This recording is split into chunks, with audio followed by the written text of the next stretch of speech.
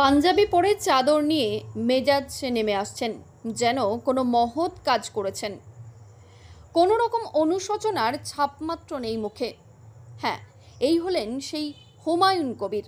পূর্ব বর্ধমান জেলার মেমারির কাশিয়ারা এলাকায় বাবা মাকে খুন করে বাড়ি থেকে টানতে টানতে দেহ বার করে রেখে ফেরার হয়ে গিয়েছিলেন অভিযুক্ত হুমায়ুন কবির।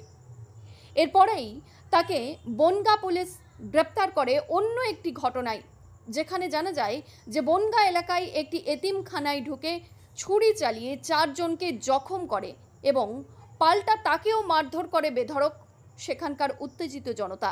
এরপরেই বনগাঁ পুলিশ অভিযুক্ত হুমায়ুন কবিরকে গ্রেপ্তার করে। বৃহস্পতিবার তাকে বর্ধমান আদালতে পেশ করল পুলিশ।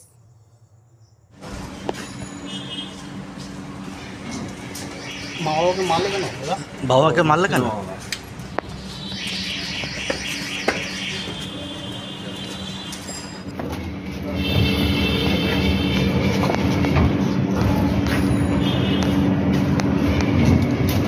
মা বাবাকে মারলে কেন দাদা?